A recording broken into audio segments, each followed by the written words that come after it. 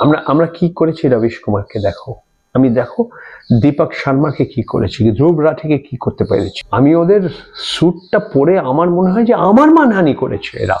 গদি মিডিয়া বলে, মানে কোলে বসে কুকুরটার লেজ নাড়ছে, কামড়াবেও না, ঘেউ ঘেউ করবেও না। ইউটিউব কি দেখাবে বা দেখাবে না, ইনস্টাগ্রাম কি দেখাবে কি দেখাবে না, কার ভিডিওটা বন্ধ করে দেবে বা দেখাবে না, এটার উপরে আরো বেশি নজর দিয়েছে। গোটা 4-5টা আইন বদলে ফেলা হয়েছে, যেই ধরনের নিয়ম তৈরি করেছে স্বাধীন সাংবাদিকতা শেষ করে ফেলবে। দীর্ঘ একটা সময় পর আবার আমরা তার মুখোমুখি। আজকের সময়ে দাঁড়িয়ে আজকের সময়ের সামাজিক রাজনৈতিক পরিস্থিতিতে তার মূল্যায়ন, তার বিশ্লেষণ, তার পর্যবেক্ষণ আমাদের সকলের কাছেই খুব গুরুত্বপূর্ণ। কারণ তাকে পোড় খাওয়া সাংবাদিক বললে খুব কম বলা হয়। দীর্ঘ ৪৫ বছরের বেশি সময় সংবাদ জীবন তার, সাংবাদিকের হিসেবে অভিজ্ঞতা। আজ আমরা মুখোমুখি হয়েছি সেই সাংবাদিকের, যার নাম পরঞ্জয় গুহ ঠাকুরতা। পরঞ্জয় দা, পিপলস রিপোর্টারে আপনাকে স্বাগত। নমস্কার।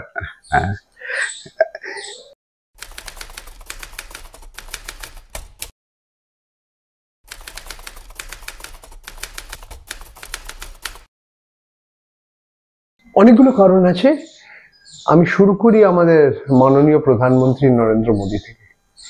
উনি ভারতবর্ষের একমাত্র প্রধানমন্ত্রী যিনি আজ পর্যন্ত 11 বছর হয়ে গেছে, 11.5 বছর হয়েছে, একবারও একটা প্রেস কনফারেন্স করেননি। কি ধরনের প্রেস কনফারেন্স? যে কোনো সাংবাদিক যে কোনো প্রশ্ন করতে পারো না, সে প্রশ্নের উনি জবাব দেবেন কিনা সেটা আলাদা। মার্কিন যুক্তরাষ্ট্রে গিয়ে বাধ্য হয়ে একটা প্রশ্নের বা দুটো প্রশ্নের জবাব দিতে হয়েছিল। উনি বেছে নিয়েছেন কাদের উনি সাক্ষাৎকার দেবেন। হ্যাঁ, এমন কিছু লোকেদের দিয়েছেন যাদের বিচারধারা ভারতীয় জনতা পার্টি, রাষ্ট্রীয় স্বয়ংসেবক সংঘ ওদের সঙ্গে, মানে একই বিচারধারা ওদের, যেমন রজত শর্মা, ইন্ডিয়ান নিউজ। আবার আজকে অনেকে, যেটা রবিশ কুমার, যাদের গদি মিডিয়া বলে, মানে কোলে বসে কুকুরটার লেজ নাড়ছে, কামড়াবেও না, ঘেউ ঘেউ করবেও না, সে কুকুরটা যেই ক্ষমতায় থাকুক না কেন তাকে খালি প্রশংসা করছে, এবং যারা বিরোধী দল, যারা বা বিরোধ করছে সেই সরকারকে, তাদের নিন্দে করছে। আমি দায়ী মনে করি আমাদের প্রধানমন্ত্রীকে। উনি অনেককে সাক্ষাৎকার দিয়েছেন, এমনকি কিছু নামকরা অভিনেতা তাদেরও দিয়েছেন। অদ্ভুত অদ্ভুত প্রশ্ন করা হয়েছে তাকে। অক্ষয় কুমার, আমাদের প্রধানমন্ত্রী বললেন, আমার ড্রাইভার জিজ্ঞেস করতে বলেছে আপনাকে যে আপনি কিভাবে আম খান, আপনি আমটা কেটে খান না আপনি আমটা ওপরটা কেটে তারপরে চষেন? ঠিক আছে, একটু হয়তো আমি মানে যা কিছু প্রশ্ন করতে পারে, তবে অনেকে আছে তাদের জিজ্ঞেস, মোদিজি আপনি এত মেহনত করেন কি করে? 2024 লোকসভা নির্বাচনের আগে রুবিকা লিয়াকতকে উনি বললেন, আমি মনে করি যে আমি বায়োলজিক্যাল না, মানে ভগবানের অবতার আমি, প্রায় ওই ঠিক ওই শব্দটা না ব্যবহার করে তাই বলি। এবং তাকে প্রশ্ন করা হচ্ছে না যে এই ধরনের কথা কি করে বলে। বরঞ্চ নির্বাচনের ফলাফল ঘোষণা করার পর, জুন মাসের 4 তারিখের পর, রাষ্ট্রীয় স্বয়ংসেবক সংঘের যে सरसंघ चालक मोहन भागवत से बोलेছে, जब इंसान अपने आप को भगवान समझते हैं तो वहीं से उनका गिरावट शुरू होता है। এই ধরনের অহংকার আমি অন্তত মনে করি কোনো প্রধানমন্ত্রীতে আমি দেখিনি। কিন্তু এর সঙ্গে আমি যেটা বলতে চাইছিলাম, যেটা আপনার প্রশ্ন, যেটা যে সত্যি কি ও মত প্রকাশের স্বাধীনতায় বিশ্বাস করে, যে প্রত্যেক নাগরিকের একটা মৌলিক অধিকার। আমি জানি আমাদের সংবিধানের 19(1)(a) ধারা, সমস্যাটা অন্য, সমস্যাটা 19(2)(এ যুক্তিগত প্রতিবন্ধন। কে বলছে কি যুক্তিগত বা না, এটা আলাদা প্রশ্ন। তবে সাংবাদিক, আজকে ভারতবর্ষের সাংবাদিকরা তারা জানে বড় সংস্থা যারা মুখ্য ধারায় বা মূল ধারায় আমরা যারা বলি, বড় বড় খবরের কাগজ বা মিডিয়া সংস্থার মালিক যারা, তারা আজকে সরকারি বিজ্ঞাপনের ওপর নির্ভর করে অনেকটা। সে বিজ্ঞাপন আসবে না যদি ওরা ভারতীয় জনতা পার্টি এবং নরেন্দ্র মোদীর গুণগান না করেন। গুণগান না করলেও তো বড় বড় বিজ্ঞাপন আসছে, এইভাবেই চলছে।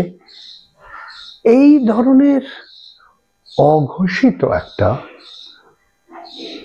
জরুরি অবস্থা আমরা কোনোদিনও দেখিনি। হ্যাঁ, ইন্দিরা গান্ধীর সময় 1975 থেকে 77 একটা জরুরি ব্যবস্থা মতো ছিল ভারতবর্ষে। সেই সময়ও মত প্রকাশের স্বাধীনতা বলে কিছু ছিল না। যারা ইন্দিরা গান্ধীর সরকার, ইন্দিরা গান্ধী এবং তার ছেলে সঞ্জয় গান্ধীর বিরুদ্ধে কথা বলেছে তাদের জেলে পুরে রাখা হয়েছিল। এদের ভিতরে অনেক সাংবাদিক, বাংলা লেখকের নাম আপনার দর্শকরা সবাই জানে। তো ওটা 77-এর পর ইন্দিরা গান্ধী তো নির্বাচন হেরে গেলেন, আবার জানুয়ারি 1980-তে উনি ফিরে এলেন। কিন্তু এই 11 বছর, 11.5 বছরে নরেন্দ্র মোদী মনে করেন অন্তত যে সাংবাদিকরা যদি উনি যেই ধরনের প্রশ্ন চান তার জবাব দেওয়ার জন্য উনি তৈরি, এর বাইরে কেউ কিন্তু স্ক্রিপ্টের বাইরে কেউ কিছু করতে পারে না। নোটবন্দি, 2020-তে লকডাউন, এই নিয়ে কজন প্রশ্ন করেছে? আপনি ওনার ইন্টারভিউগুলো দেখুন, অর্ণব গোস্বামীকে, অঞ্জনা ওম কাশ্যপকে, সুধীর চৌধুরী যাকে কয়েক সপ্তাহ জেলে যেতে হয়েছিল, সে আজকে দূরদর্শনের জন্য কাজ করছে, কোটি কোটি টাকা রোজগার করছে। সে দূরদর্শন কার টাকায় চলে? আপনার টাকা, আমার টাকায়, ট্যাক্স পেয়ারের টাকায়। তো এই পরিবেশটা যে এইভাবে বদলাবে আমরা অনেকে ভাবিনি। একদিক দিয়ে নরেন্দ্র মোদী এবং ভারতীয় জনতা পার্টি ওরা বুঝেছে কিভাবে সাংবাদিকদের নিয়ন্ত্রণে নিয়ে আসতে পারে, অনেকভাবে। খালি বিজ্ঞাপনের লোভ দেখিয়ে না। গত কয়েক বছরে এই প্রেস ফ্রিডম ইন্ডেক্স পড়েছে কেন? ছোট শহরে, গ্রামে সাংবাদিকদের হত্যা করা, মেরে ফেলা হয়েছে। একজন আরেকজনের বিরুদ্ধে দেশদ্রোহী বলা হচ্ছে। 2014 পর থেকে 28 জন সাংবাদিককে বোধহয় হত্যা করা হয়েছে, রিপোর্টার্স উইদাউট বর্ডার্স সেরকম বলছে। ছত্তিশগড়ে একজন রিপোর্টারকে মেরে ফেলা হলো। এরকম অনেক আমরা দেখছি যে আমরা যারা শহরে থাকি, আমরা যা ইংরেজি বলতে পারি, আমরা এয়ার কন্ডিশন ঘরে বসে কাজ করছি, যারা আজকে গ্রামে গঞ্জে ছোট শহরে ভ্রষ্টাচার দুর্নীতির বিরুদ্ধে যারা পর্দাভাস করার চেষ্টা করছে, ছোট ছোট ইউটিউব চ্যানেলের, তাদের অবস্থা খুবই, তাদের দুরবস্থা নিয়ে আমার কথা বলা দরকার। কারণ আজকে এই যে মূলধারা বড় বড় খবরের কাগজ বা টেলিভিশন চ্যানেল, তারাও বুঝতে পারছে যে ওই টেলিভিশনের পর্দার চেয়ে লোকেরা মোবাইলের পর্দায় অনেক খবর পাচ্ছে। সেই জন্যেই বিভিন্নভাবে আমাদের আইনগুলোকে বদলানো হচ্ছে, যাতে সরকার ইউটিউব কি দেখাবে বা দেখাবে না, ইনস্টাগ্রাম কি দেখাবে না, কার ভিডিওটা বন্ধ করে দেবে বা দেখাবে না, এটার উপরে আরো বেশি নজর দিয়েছে। গোটা 4-5টা আইন বদলে ফেলা হয়েছে। এতে একটা আছে নিজিতা নিয়ে, ডিজিটাল প্রাইভেসি নিয়ে, আরেকটা হলো ইনফরমেশন টেকনোলজি রুলস নিয়ে, অনেকগুলো। আর এরা কারা? এই যে ইউটিউব বা ইনস্টাগ্রাম বা হোয়াটসঅ্যাপ বা টুইটার, এরা কারা? এরা বহুরাষ্ট্র সংস্থা, এরা মার্কিন যুক্তরাষ্ট্রে থাকে। এদের উদ্দেশ্য সমাজ সেবা না, এদের উদ্দেশ্য মুনাফা, লাভ, যত লাভ আমরা বেশি বানাতে পারি ভালো। হ্যাঁ, বাইরে দেখাবে আমরাও মত প্রকাশের স্বাধীনতায় বিশ্বাস করি, আমরাও চাই যে সবাই যে যা খুশি বলতে পারে, যতক্ষণ মানে আপনি অশ্লীল কিছু দেখাচ্ছেন না, মানহানি কারোর করলেন না, হ্যাঁ আমরা সবকিছু দেখি। তো অদ্ভুত হয়ে গেছে আজকে এক একটা এই যে সোশ্যাল মিডিয়া প্ল্যাটফর্মে কি যা খুশি মিথ্যে খবর, ভুয়ো খবর, ঘৃণা ভরা খবর সবকিছুই চলছে। একটা সময় প্রথম 5-6 বছর তো ভারতীয় জনতা পার্টি এই খেলাটা ভালো করে বুঝেছিল, আস্তে আস্তে অন্যরাও বুঝে গেছে, তো এই প্রতিদ্বন্দ্বিতা চলছে। আর যারা স্বাধীন সাংবাদিক, যারা নিজেদের মনে করে যে আমার কাজ, আমার কর্তব্য হলো, আমার কর্তব্য পালন যদি আমি করতে চাই, যেই ক্ষমতায় থাকুক না কেন, তাকে আমি প্রশ্ন করব, কড়া প্রশ্ন করব, শক্ত প্রশ্ন করব, একটা প্রশ্নের জবাবের পর আরেকটা প্রশ্ন করব। তাদের তো আস্তে আস্তে মানে সরকার চায় না যে এরা কাজ করুক। অজিত আঞ্জুম বিহারে গিয়ে দেখাচ্ছে কিভাবে কারচুপি হচ্ছে, ওর বিরুদ্ধে এফআইআর লেগে গেল। অনেক উদাহরণ দিতে পারি। আদানি কিভাবে নরেন্দ্র মোদীর ঘনিষ্ঠ পুঁজিপতি, শিল্পপতি, কিভাবে চেষ্টা করেছে লোকেদের মুখ বন্ধ করার, সেটাও আরেকটা লম্বা আরেকটা গল্প। 2024 লোকসভা নির্বাচনের পর যখন ভারতীয় জনতা পার্টি একটু দুর্বল হয়ে গেল, আবার ওই জোট রাজনীতির যুগে আমাদের ফিরে আসতে হলো, অন্যান্য সহযোগী দলের উপর নির্ভর করছে। আপকি বার 400 পার হলো না, 303 থেকে 240-এ নেমে গেল। চন্দ্রবাবু নাইডুর তেলুগু দেশম পার্টি এবং নীতিশ কুমারের জনতা দল ইউনাইটেডের যদি সমর্থন না পায়, সরকারের সংখ্যাগরিষ্ঠতা নেই লোকসভায়। কংগ্রেস পার্টির 52টা ছিল, এখন 99টা হলো, তারপরে আরো অনেক লোক। তো এই রাজনৈতিক পরিবেশটা যখন বদলে গেল, আমরা দেখলাম আস্তে আস্তে কিছু ইউটিউবাররা, স্বাধীন সাংবাদিকরা আবার চেষ্টা করছে তাদের কথাবার্তা বলতে, কর্তব্য পালন করার জন্য। এবং সেই জন্যে এই সরকার দুর্বল হয়ে গেছে, তবুও ওরা চেষ্টা করছে এই ধরনের ইউটিউবার, স্বাধীন সাংবাদিক, এদের পেছনে রাখতে। সোজা কথা, আলাদাভাবে বিভিন্নভাবে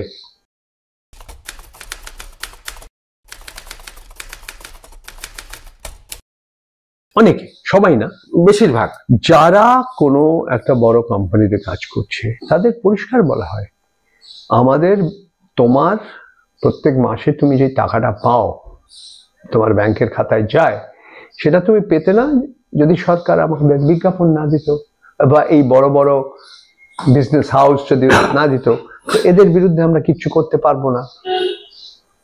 পরিষ্কার। আর যারা স্বাধীন, যারা ইউটিউব থেকে টুকিটাকি রোজগার করছে, কেউ ক্রাউড ফান্ডিং করছে, মানে কয়েকশো লোক সামান্য একটু পয়সা দিল, কেউ ইউটিউবার যাদের অনেক সাবস্ক্রাইবার এসে গেল, রবিশ কুমার যেমন, আকাশ ব্যানার্জি, আকাশ ব্যানার্জি, অজিত আঞ্জুম, আরো আছে এরকম, দীপক শর্মা, এরকম আরো অনেক অনেক সংস্থা আছে এরকম। ধ্রুব রাঠির অতটা ভয় নেই, কারণ সে ভারতবর্ষের বাইরে, তার কাছাকাছি কেউ আসতে পারছে না। সে কোথায় আছে আমিও জানি না, জার্মানি বা অস্ট্রিয়া না যেখানে। কিন্তু আজকে তাই এরা আইনটা বদলাতে চেষ্টা করছে। যদি এই যে ডিজিটাল প্রাইভেসি, ডিজিটাল জগতে যে নিজিতার উপরে যেই ধরনের নিয়ম তৈরি করেছে, স্বাধীন সাংবাদিক তো শেষ করে ফেলবে। আমি তো নিজেই বুঝতে পারছি কিভাবে হয়েছিল। আমি আমার ব্যক্তিগত একটা আমার অভিজ্ঞতা নিয়ে একটি কথা বলি। হ্যাঁ, অবশ্যই অবশ্যই। দেখুন, আপনার দর্শকরা জানে, আপনিও জানেন, আমি একলা ভারতবর্ষের নাগরিক, 145 কোটি মানুষ আছে আমাদের দেশে, আমি একজন। আমার বিরুদ্ধে আদানির ঘরানা, আদানির গ্রুপ 7টা মানহানির মামলা। 7টা মানহানির মোকদ্দমা চলছে। আপনি একমাত্র ব্যক্তি হিন্ডেনবার্গ রিপোর্টে যার নাম আছে, ঠিক আছে। এই 7টা যে মানহানির মোকদ্দমায় 5টা গুজরাটে, একটা রাজস্থানে, এবং এই সেদিন সেপ্টেম্বর মাসের 7 তারিখ হঠাৎ সন্ধ্যেবেলা আমরা খবর পেলাম, PTI, press trust of India আমাদের বলল যে একজন জাজ দিল্লির উত্তর পূর্ব ডিস্ট্রিক্ট জাজ, উনি একটা গ্যাগ অর্ডার, মুখ বন্ধ করার একটা ঘোষণা করেছেন, একটা নির্দেশ করেছেন। কি? আমাদের না শুনে, এটা লিগাল জার্গন ইংরেজিতে বলা হয় x party order. X party order মানে কি? যে আমাদের কথা না শুনেই উনি অর্ডার করে দিলেন যে তোমাদের 1, 2, 3, 4, 5, 6 এই ভিডিওগুলো আর মানে ওয়েবসাইট থেকে বার করো, এটা করো না, এটা করো না, 24 ঘন্টার ভেতরে বা 36 ঘন্টার ভেতরে। আর তারপরেই আমাদের কেন্দ্র সরকারের তথ্য এবং প্রসারণ মন্ত্রণালয়, ইনফরমেশন ব্রডকাস্টিং মিনিস্ট্রি, এই যাদের নাম করলাম এদের কাছে ইমেল চলে গেল। 200-র উপরে ভিডিও, অদ্ভুত। নিউজ লন্ড্রিকে বলা হলো একটা ইউটিউব ভিডিওতে ওরা লোকেদের কাছ থেকে সাবস্ক্রিপশন চাইছে। তো পাতার শেষের দিকে একটা আদানির নাম, ওকে বলে এটাও নামিয়ে দাও। তো এটা নিয়ে তারপরে একজন জাজ, আরেকজন জাজ, তৃতীয়জন জাজ, একজন জাজের আবার প্রমোশন হয়ে গেল। সোজা কথা, কেসটা চলছে। কেস কতদিন চলবে, কিভাবে চলবে আমরা জানি না। রবিশ কুমারের নাম এসে গেল, রবিশ কুমারও একই কোর্টে আছে। প্রশ্ন কেন? এই রোহিণী বলে দিল্লির এই জায়গাটা, উত্তর পূর্ব দিল্লিতে। আমি আপনার সঙ্গে কথা বলছি গুরগাঁও, এখান থেকে প্রায় 35-40 কিলোমিটার দূর। ওখান থেকে কেন ওইখানে ওরা এই কেসটা করলো? একজন মহিলা নাকি এইসব আমাদের ভিডিও দেখে বললে যে না, আপনারা সব গৌতম আদানির মানহানি করেছেন। আমি ওদের স্যুটটা পরে আমার মনে হয় যে আমার মানহানি করেছে এরা। আমাকে বলেছে ইউ আর আ পারপটেড জার্নালিস্ট। তার মানে কি? মানে তুমি আসল সাংবাদিক না, তুমি নিজেকে বলছো তুমি সাংবাদিক। আমি 48 বছর সাংবাদিকতা করছি। আমি ভারত সরকারের প্রেস ইনফরমেশন ব্যুরোর 35 বছরের বেশি আমার কার্ড আছে, প্রেস ইনফরমেশন ব্যুরোর কার্ড আছে। প্রত্যেক বছর আমাদের নতুন করে বানাতে হয় সেটা। তো যে আমার মানে আমি অভ্যস্ত হয়ে গেছি ভারতবর্ষের বিরুদ্ধে, ভারতবর্ষের বিকাশ, ভারতবর্ষের উন্নয়ন এরা চায় না। কেন? আমি কিছু অপ্রিয় সত্য, গৌতম আদানির নেতৃত্বে যেই বিজনেস গ্রুপ, যে বিজনেস ঘরানা চলছে, তো কেস লড়তে হবে। এর ইংরেজিতে একটা আছে SLAPP, strategic litigation against public participation. রাজস্থানের কেসটাও একই, যে একটা লোকেদের একটা মেসেজ পাঠানো হচ্ছে, আগে থেকেই বলা হচ্ছে দেখো আমরা এটা এইভাবে করেছি, আমরা কি করেছি রবিশ কুমারকে দেখো, দেখো দীপক শর্মাকে কি করেছি, ধ্রুব রাঠিকে কি করতে পেরেছি, HW news, Newslaundry, Wire, এদের সাংবাদিকদের, অজিত অঞ্জুম, আকাশ ব্যানার্জি, আমরা কি করেছি, তোমাকেও করতে পারবো। ঠিক আছে, কোর্ট বলল যে এই গ্যাগ অর্ডারটা আমরা আর মানছি না। ঠিক আছে, 4-5 দিন তো হয়রান করলো আমাদের, কোর্ট কাছারি যেতে হচ্ছে, পয়সা খরচা করে উকিলের উপরে, সময় নষ্ট করছি আমরা। এটাই তো প্রসেস ইজ দ্য পানিশমেন্ট। সাজা হবে কিনা, কবে হবে নাও হতে পারে, কিন্তু উকিলের কাছে যাও, আতঙ্ক তৈরি করা। হ্যাঁ, এইটাই তো সাজা। এবং মানে এখানে আরো একটা গুরুত্বপূর্ণ বিষয় আছে যে ছোট ছোট ইউটিউবার যারা, এই যে একটু আগে আপনি যাদের কথা বলছিলেন, তাদের সবার পক্ষে তো এইভাবে কোর্ট কাছারি আদালত ফেস করাটা তো সম্ভবও হচ্ছে না অধিকাংশ সময়। অতএব তারা সরে যাক এই জায়গাটা থেকে, তারা যেন বিরোধিতা না করে, এটাও তো একটা ব্যাপার নিশ্চয়ই। এটাকেই চিলিং এফেক্ট বলা হয়, যে আপনি একজনের বিরুদ্ধে একটা কেস করলেন কিন্তু অন্যদের বুঝিয়ে দিচ্ছেন, দেখো আমি কি করেছি, কি করতে পারি, তোমরা সাবধান।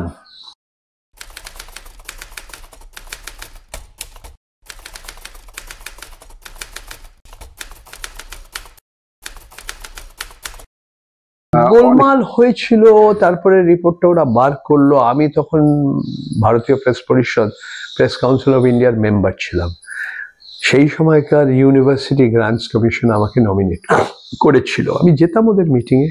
তখন আমাকে, আমি এবং আরেকজন, আমরা শ্রীনিবাস রেড্ডি, আমরা দুজনে মিলে একটা রিপোর্ট তৈরি করেছিল, মোটা রিপোর্ট, প্রায় ভুলে যাচ্ছি কত লম্বা রিপোর্ট। সেই রিপোর্টটা ওরা বার করতে চাইল না, মানে মেম্বারদের ভেতরে রাজনৈতিক দলের নেতারা ছিল, সাংসদরা ছিল। তো বললাম আমরা কেস, আমাদের বিরুদ্ধে মানহানির কেস হবে। আমরা বললাম না, হবে না। ধরুন আপনার সম্বন্ধে আমি একটা কিছু লিখব, আপনার কি মতামত, আপনার জবাবটা আমি নিচ্ছি। বড় বড় মিডিয়া সংস্থা, বড় বড় কোম্পানি, প্রত্যেকের কাছে তাদের নাম করে আমরা বলেছি যে বিজ্ঞাপন কি এবং খবর কি, এই পার্থক্যটা শেষ করে ফেলছে। আর নির্বাচনের আগে পয়সা নিয়ে কিভাবে খবরের কাগজে, টেলিভিশন চ্যানেলে খবর ছাপা হচ্ছে, খবর উইদিন ইনভার্টেড কমাস, আসলে খবর না, আসলে বিজ্ঞাপন। আপনাকে আমি পয়সা দিলাম, আপনি আমার সম্বন্ধে লিখলেন যে আমার মতো আর ভালো লোক হয় না। আমি টেবিলের নিচ থেকে আপনাকে একটা খাম ধরিয়ে দিলাম হাতে, কেউ জানে না। এটা তো আমাদের পুরো নির্বাচন ব্যবস্থার উপরে একটা প্রভাব পড়ছে। তো এই সব নিয়ে আমরা লিখেছিলাম। এখন তো লোক ভুলে গেছে, সব ভুলে গেছে, 15 বছর হয়ে গেছে। সেই সময় রিপোর্টটা বার করতে চায়নি ওরা। তো এই নিয়ে অনেক চেঁচামেচি হয়েছিল যে এই রিপোর্টটা অ্যাকসেপ্ট করবে কিনা, অ্যাডপ্ট করবে কিনা। এই নিয়ে কাউন্সিলের ভেতরে অনেক মানে বলা হয় যে হাত তোলো, কে চায় কে চায় না। এটা তো সংসদীয় সমিতি নয়, সংসদীয় সমিতিতে মেজরিটি জাজমেন্টের বিরুদ্ধে কেউ এমপি লিখতে পারে, ডিসেন্টিং নোট লিখতে পারে, কিন্তু প্রেস কাউন্সিলে এই ধরনের কোনো প্রথা বা কনভেনশন বা কোনো পরম্পরা ছিল না। সেই জন্যে এই রিপোর্টটা বেশ কয়েক মাস ঠান্ডা বাক্সে রেখে দেওয়া হয়েছিল। তারপরে একজন আরটিআই করলো, এবং সেই সময়কার প্রেস কাউন্সিল অফ ইন্ডিয়ার যিনি চেয়ারম্যান ছিলেন, জাস্টিস মার্কান্ডে কাটচু, ঠিক আরটিআই রায়, মানে তথ্য অধিকার নিয়ে যে আইন, রিপোর্টটা বার করে দিল। সেই রিপোর্টটা আজকে সার্বজনীন, যে কেউ প্রেস কাউন্সিল অফ ইন্ডিয়ার ওয়েবসাইটে গিয়ে পেতে পারে। আসলে এই আরটিআই ব্যাপারটা নিয়েও তো একটা খুব বড় হয়েছে। একটা পুরনো 100 বছরের পুরনো একটা আইন আছে, OSA, অফিসিয়াল সিক্রেটস অ্যাক্ট, আর একটা 15-16 বছরের বাচ্চার ছেলে ভাবে তার নাম হলো RTI, right two information act. এটাকে দুর্বল করে ফেলা হয়েছে, ইচ্ছে করে ফেলা হয়েছে। এই যে মত প্রকাশের স্বাধীনতায় আমরা বিশ্বাস করি না, আমরা সত্যি সাক্ষরতায় বিশ্বাস করি না, আমরা সরকারে কি হচ্ছে কি না হচ্ছে প্রশ্ন, সাধারণ মানুষ যদি প্রশ্ন করে, খালি সাংবাদিক না, সাধারণ নাগরিক যদি প্রশ্ন করে, আমি চেষ্টা করবো যত কম তথ্য দেওয়ার। এইটাই তো পুরো পরিবেশটা হয়ে গেছে। একদিকে অন্য কথা বলা হয়েছে, কিন্তু সত্যি যে ট্রান্সপারেন্সি বা স্বচ্ছতা, যে স্বচ্ছতা, যেটা আপনার আমাদের যেভাবে আমাদের সরকার চলে, এটা তো নেই। সেই জন্যই আজকে যে ইনফরমেশন কমিশনকে নেই, অনেকগুলো পদ খালি আছে, নতুন লোকেদের ওইখানে মানে ওই জায়গায় পোস্টে অ্যাপয়েন্টমেন্ট করা হচ্ছে না। তাই মানে শেষ হয়ে গেছে প্রায়।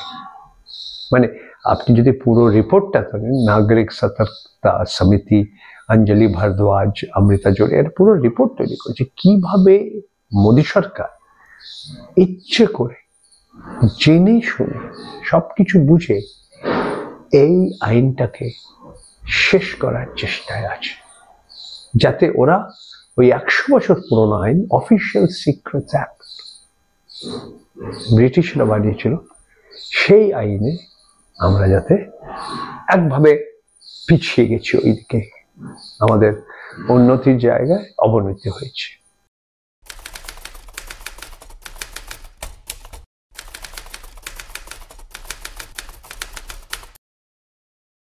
ওই বইটা এখনো বিক্রি হয়। 2014 ঠিক নরেন্দ্র মোদী প্রধানমন্ত্রী নির্বাচন জেতার আগে, এবং আমরা কিভাবে একটা প্রাকৃতিক সম্পদ, বে অফ বেঙ্গলের নিচে, সমুদ্রের নিচে যে প্রাকৃতিক গ্যাস, এটা দু ভাই ভেতরে ঝগড়াটা হলো, তার অনেকগুলো কারণ আছে। তবে এই বইটাই লেখা আছে যে খালি টিনা আম্বানি আর নীতা আম্বানি একজন আরেকজনকে পছন্দ করে না, তার জন্য না, দুই ভাই চেষ্টা করছিল এই যে সম্পদ, যেটা প্রত্যেক নাগরিকের, খালি তার না, তার ছেলে, তার নাতির, সেইটা কিভাবে দুটো বড় কর্পোরেট ঘরানা চেষ্টা করছিল নিয়ন্ত্রণে আনতে। এটা সম্ভব হয়েছিল কারণ সেই সময়কার ইউপিএ সরকার, কংগ্রেস সরকার অনেকটা সাহায্য করেছিল ওদের। তারপরে ঠিক নির্বাচনের আগে দাম বাড়াবার চেষ্টা হয়েছিল, পারেনি। তারপরে গ্যাস ওখানে কমে গেল, তবুও এখনো কেসটা শেষ হয়নি, কেস চলছে সুপ্রিম কোর্টে। ওএনজিসি, ভারত সরকারের একটা সংস্থা, oil and natural gas corporation, চুরির অভিযোগ, গ্যাস চুরি। একদিকে রাহুল গান্ধী ভোট চুরির কথা হচ্ছে, গ্যাস চুরির কেসটা এখনো চলছে। কবেকার কথা, প্রায় 20 বছর ধরে এই কেসগুলোর মানে অভিযোগ, যে 20 বছর আগে কি হয়েছিল এইসব নিয়ে। তো যাই হোক, এই বইটা এখনো অনেকে পড়ছে। এটা হিন্দিতেও আছে, মারাঠিতে আছে, বিভিন্ন কারণে এটা বাংলায় আমরা বার করতে পারিনি। এটা নিয়ে ওরা ভিডিও ধ্রুব রাঠি একটা ভিডিও বানিয়েছিল। তবে খুব সংক্ষেপে যদি বলতে পারি, বড় ভাই এগোতে পেরেছিল, ছোট ভাই কোম্পানিগুলো ডুবে গেছে। তার বাড়িতে সিবিআই ইত্যাদি পৌঁছে গেছে, ইডি এনফোর্সমেন্ট ডাইরেক্টর পৌঁছে গেছে। একটা সময় ভালো করছিল, কিন্তু আজকে ওর অবস্থা খুবই খারাপ। অনিল আম্বানির কথা বলছি।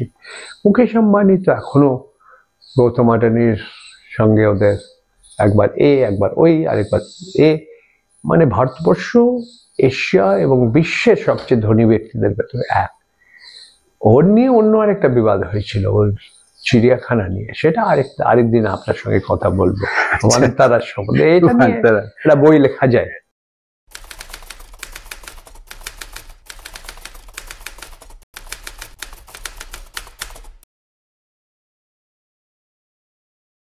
এটা নির্বাচনের যারা মতদান করছে, যারা ভোটার, যারা কতটা তাদের উপর প্রভাব পড়বে কিনা আমরা জানি না।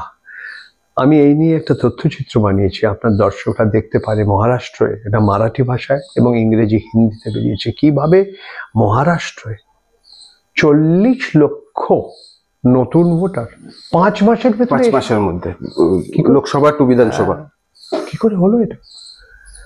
আমি এই প্রশ্নটা আমাদের চিফ ইলেকশন কমিশনার জ্ঞানেশ কুমারকে সরাসরি করেছি, যে ভারতবর্ষের ইতিহাস, মহারাষ্ট্রের ইতিহাসে আমরা প্রথম দেখছি যে ভোটার বেশি এবং 18 বছরের বেশি লোকেদের সংখ্যা কম। এটা কি করে হতে পারে?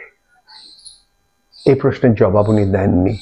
আবার প্রশ্ন করলাম যে 5টার পর ভোট অনেক বেড়ে গেছিল আর এই ধরনের অভিযোগ, এর জবাব মহারাষ্ট্রের মুখ্যমন্ত্রী দেবেন্দ্র ফডনবিস দিচ্ছেন, রাজনৈতিক দলের মুখপাত্ররা দিচ্ছেন, নির্বাচন আয়োগ কেন চুপ? এই প্রশ্নের জবাবও আমি পাইনি। আমি ওনাকে বিহারকে নিয়ে অনেকগুলো প্রশ্ন করেছিলাম সবার সামনে, এটা ভিডিওতে আপনারা পেয়ে যাবেন, যে এই বর্ষার সময় এই যে স্পেশাল ইন্টেন্সিভ রিভিশন কেন করা হচ্ছে, যেটা হিন্দিতে বলা হয় বিশেষ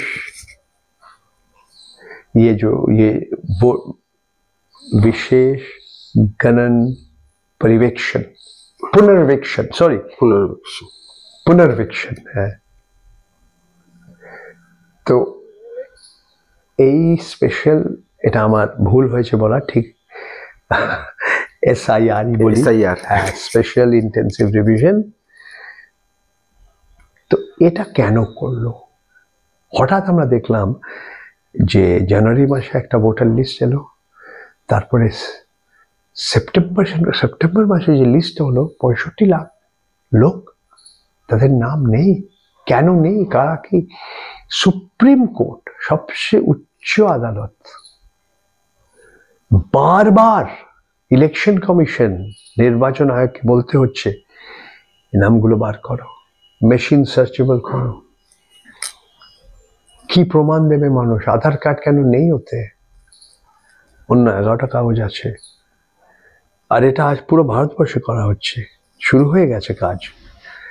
তবে যেই তাড়াহুড়োই করেছে, এর পেছনে একটা খেলা পরিষ্কার।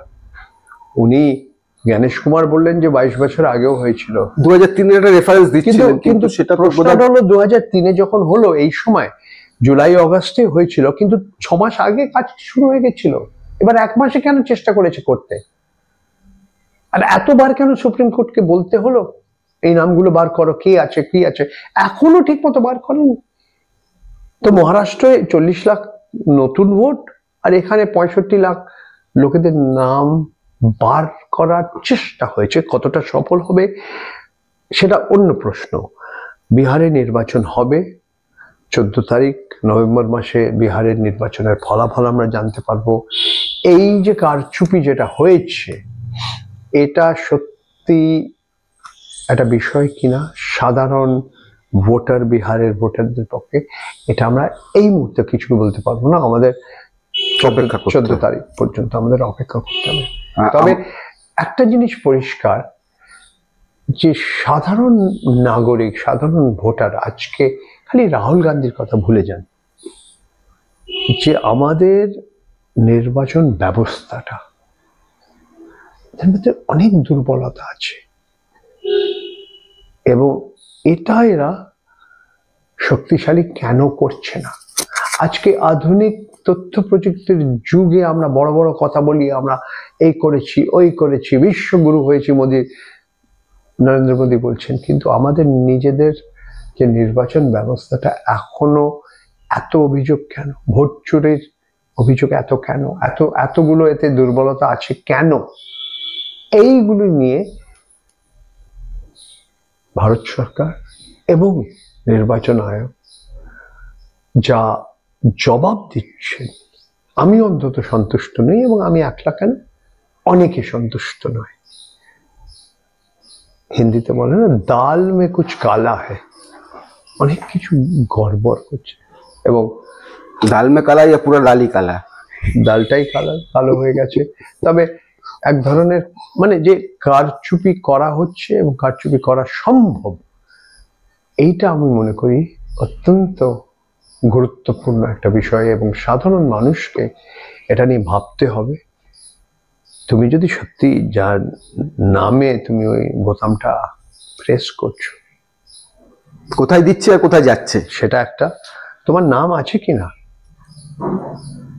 ভোটার রোলে তোমার নাম আছে কিনা, আর যদি নাম না থাকে কেন নেই, বা ওই রোলে অন্য লোকের নাম আছে যাদের নাম থাকা উচিত না। অনেক বাবা এই বিষয় নিয়ে লম্বা চড়ে আলাদা একটা দিন আপনার সঙ্গে আমি এই বিষয় নিয়ে আবার কথা বলবো। আমিও, তবে এই বিষয় নিয়ে অন্যান্য লোকেরা অনেক কাজ করেছে, তাদের আপনি ইন্টারভিউ করুন। MG দেবাসায়াম, উনি ব্যাঙ্গালোরে আছেন, আরো অনেকে আছে। আপনি আপনার জহরদাকে ইন্টারভিউ করুন না, জহর সরকার, উনি আপনাকে অনেক কিছু বলবেন।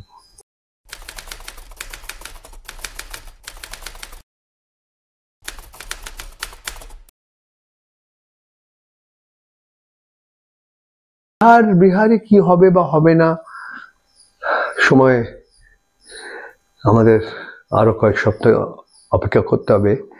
তবে আমি পুরো নিরাশাজনক নই। আমি ভবিষ্যৎটা একদম অন্ধকার দেখছি না। আমি এর সঙ্গে রাজনীতি, এর সঙ্গে অর্থ ব্যবস্থা, এর সঙ্গে এই গণমাধ্যমের যে অবস্থাগুলি সব একসঙ্গে একজন আরেকজনের সঙ্গে একটা সম্পর্ক আছে। তো আমি মনে করি আস্তে আস্তে লোকেরা এতটা ভয় পাবে না, আওয়াজ ওঠাবার ভয় পাবে না। আমি এই নিয়ে একটা মিউজিক ভিডিও করেছিলাম, যেটা বাংলায়ও পাওয়া যায়, এটা খুব জনপ্রিয় হয়েছিল। তবে লোকেদের মনের ভেতর যে ভয়টা, সেটা আমার মনে হয় আস্তে আস্তে কম হয়ে গেছে। এবং 2024-এর লোকসভা নির্বাচনের ফলাফলের পর আস্তে আস্তে কম। তারপরে অনেক কিছু হয়েছে, হরিয়ানা হয়েছে, দিল্লি হয়েছে, মহারাষ্ট্র হয়েছে, এবার বিহার হবে না, পহলগামও হয়েছে, অপারেশন সিন্দুর হয়েছে। আর ট্রাম্প যেভাবে আমাদের মাননীয় প্রধানমন্ত্রীর পিঠে যে চাকুটা মেরে দিয়েছেন, এটাও সবাই বুঝতে পারছে। ট্যারিফ অনেক ধরনের, যাকে তুমি গলা জড়িয়ে রোজ বলছো ভারতবর্ষে এরকম বন্ধু আর হয় না, সেই তোমার অর্থ ব্যবস্থা, ছোট উদ্যোগ, মানুষের চাকরি নিয়ে নিচ্ছে। আমরা যেটা রপ্তানি করছি তার উপরে কর বসিয়ে দিয়েছো, ট্যারিফ বসিয়ে দিয়েছো, তার দাম বেড়ে গেছে, সাধারণ মানুষের জীবিকা তুমি ছিনিয়ে নিয়েছো। সেই একই ট্রাম্প, সেই একই ট্রাম্পের সরকারের লোকেরা বলছে তোমরা রাশিয়া থেকে তেল কিনছো, মুকেশ আম্বানির জামনগর রিফাইনারিতে রিলায়েন্স ইন্ডাস্ট্রিজ পয়সা বানাচ্ছে। এবং যেটা বলছে না যে ওই পেট্রোল, ডিজেল, এভিয়েশন ফুয়েল ওই মার্কিন যুক্তরাষ্ট্রেই ফেরত যাচ্ছে আবার। আর কিছু গ্যাস তো এরা কিনছে, ইউরোপ থেকে আসছে, ইউরোপ কিনছে। আর চীন তো ভারতবর্ষের চেয়ে বেশি যে ক্রুড অয়েল বা কাঁচা তেল আমরা যেটা আমদানি করি সেটা দিচ্ছে। তো এইটা আরেকটা বিষয়, এই বিষয় নিয়ে অনেক কিছু বলা যেতে পারে। এতে তো এক ধরনের হিপোক্রেসি আছে। তবে এই সব আজকে আমরা একটা কথা নিয়ে আমি শেষ করি, এবং এটা আমাদের দেশের গণমাধ্যমের স্বাধীনতার উপরে খুবই একটা গুরুত্বপূর্ণ এবং আমাদের একটা প্রভাব পড়ছে। আমি মনে করি যে বড় বড় ব্যবসাদাররা যে মিডিয়া সংস্থার মালিক, এটা নতুন না। কিন্তু আজকে আমরা প্রথম দেখছি যে ভারতবর্ষের দুজন সবচেয়ে ধনী ব্যক্তি, মুকেশ আম্বানি এবং গৌতম আদানি, এরা বা এদের কোম্পানি, এদের সংস্থা ভারতবর্ষের গণমাধ্যমের উপরে এদের মালিকানাটা এত বেড়ে গেছে লাস্ট কয়েক বছর। এটা আমার মনে হয় না ভারতবর্ষের ইতিহাসে আমরা দেখেছি এর আগে। এরাই আপনার দর্শক, আপনার পাঠক, আপনার শ্রোতা কি পড়ছে, কি শুনছে, কি দেখছে, তার উপরে যে ওদের যা একটা ইনফ্লুয়েন্স, এটা আমি মনে করি সত্যি ভারতবর্ষের ইতিহাসে আমরা দেখিনি। এবং এটা একটা কারণ যে আজকাল লোকেরা টিভির চ্যানেল দেখে না, ইউটিউবে তারা কার্যক্রম দেখে। আস্তে আস্তে লোকেরাও বুঝতে পারছে কিভাবে ওদের মগজ ধোলাই করার চেষ্টায় কিছু লোক আছে। এবং আমি কিন্তু যে প্রশ্নটা আপনি করলেন, আমি অতটা নিরাশাজনক নই। আমি আশাবাদী যে সাধারণ মানুষ বুঝতে পারে এরা গদি মিডিয়া, এরা হোয়াটসঅ্যাপ বিশ্ববিদ্যালয়ে পড়াশোনা করেছে। সাধারণ নাগরিক, সাধারণ মহিলা, সাধারণ যুবক যুবতী, এরা আজকে তাদের ভেতরে একটা যে জাগরুক, মানে ওরা বোঝে। আজকাল ওদের বারবার আপনি ধোঁকা দিতে পারছেন না আপনি।